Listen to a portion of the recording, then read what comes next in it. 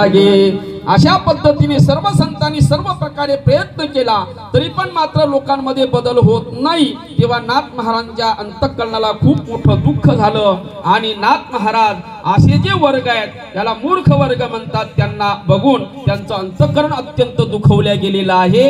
ते आज सेवेकरता घेतलेले अभंगाच्या खालून पहिल्या चरणामध्ये तैसे मूर्खाची गोष्टी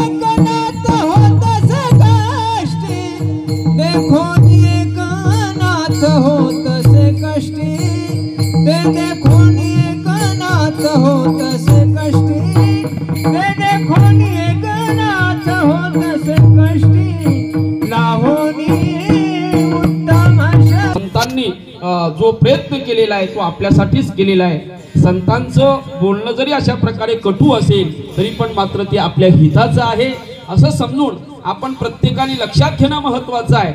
म्हणून कधी कधी तसं आपल्या वारकरी संप्रदायामध्ये जे खरे महात्मे आहेत की जे कष्ट करून लोकांना इकडे वळवण्याचा प्रयत्न करतात आणि प्रयत्न करूनही जेव्हा ते प्रयत्न सफल होत नाही तेव्हा खऱ्या साधू संत महात्म्यांचं अंतःकरण दुखवलं जातं। अरे लोक भक्तीकडे खूप वळाले, लाखो रुपये खर्च करतात, मोठे मोठे कार्यक्रम घडवतात, परंतु जे खरं परिवर्तन आहे ते परिवर्तन होत नाही। तेव्हा अशा प्रकारे त्या ठिकाणी अंतःकरणाला खूप मोठा धक्का बसतो। त्याप्रमाणे नाथ महाराज असे या देहाला येऊन परमार्थ न करता भक्ती न करता जे विषयामध्ये रममान होतात त्यांना मूर्खाची विशेषणा देत आहेत। आता माझी लायकी नाही कुणाला मूर्ख म्हणणे लक्षण वर्णन आलेली आहे की मूर्खस्य पंचचिन्हानी गर्व दुर्व जन्म तथा क्रोधस्य दुर्वादस्य परवाक्य स्वनादराहा, अशी 5 लक्षणं त्यांची आहे। गर्व म्हणजे जो गर्वधारी माणूस आहे समजाव तो मूर्ख आहे। गर्व दुर्वचनम जो दुर्वचन बोलतो तो मूर्ख आहे। क्रोधस्य यांच्याकडे क्रोध नावाचा विकार आहे। काही निस्ती अशा प्रकारे विंचवाची नांगीच आहे की त्यांना इतका क्रोध असतो। ऐका, जे क्रोधी लोक असतात ना ते क्रोधी लोकांचं लक्षण आणखी चाणक्य नीतीमध्ये असं आलेलं आहे। काही श्लोक मी आपल्या समोर मांडेल, ऐका।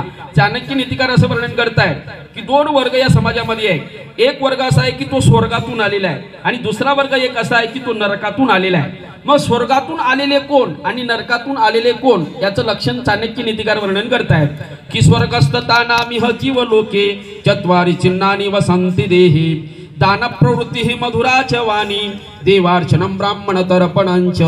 चाणक्य नीतिकार वर्णन करतायत की स्वर्गातून आलेल्या लोकांची 4 लक्षण आहेत। कोणते कोणते ऐका। पहिलं लक्षण आहे दान प्रवृत्ती ही जो या मृत्यू लोकांमध्ये जन्माला येतो आणि सतत दान धर्म करतो किंवा ज्याची दान धर्म करण्याची प्रवृत्ती आहे, कारण प्रवृत्ती शब्द याला अंडरलाईन करा।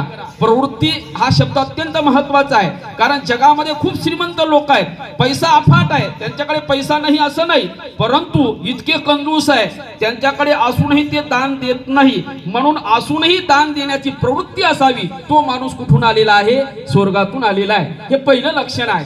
दान प्रवृत्ती ही कोणाकडे पैसा नाही हो। आज वर्तमान काळात जर विचार केला तर बिन पैशाचा माणूस कोणीही नाही। तुम्ही चांगला सर्वे करा, लाडकी बहीण काय, वरून काय, हे काही ना काही प्रत्येकाला चालूच आहे। आणि आता सरकारने तर इतकं सुखी करून टाकलेलं आहे, रेशन फुकट आणि 1500 रुपये लाडकी बहीणचे, म्हणजे त्याच्यात मिळणारं जे धान्य आहे आता सर्वसामान्य जे लोक आहेत ग्रामीण भागामध्ये त्यांना महिन्याचं रेशन भेटून जातं आणि 1500 रुपये लाडकी बहीणचे, त्याच्यात भाजीपाला खर्च निघतं, म्हणजे कष्ट करण्याची दानत ही संपली। सांगण्याचं तात्पर्य या जगामध्ये बिन पैशाचा माणूस कोणीही नाही, परंतु दान प्रवृत्ती हा शब्द खूप महत्वाचा आहे। असूनही दान देण्याची प्रवृत्ती असणे ते माणसं स्वर्गातून आलेले आहेत। मधुरा जवानी ज्याचं बोलणं अत्यंत गोड आहे, जे अमृतासारखे बोलतात, कशाप्रमाणे ज्ञानोबराय सांगतायत, साच आणि मवाळ मितले आणि रसाळ शब्द जैसे कल्लोळ अमृताचे, ज्यांचं अमृतासारखं बोलणं आहे, समजावं ती माणसं स्वर्गातून आलेली आहेत. मधुराच्या वाणी देवार्चनम,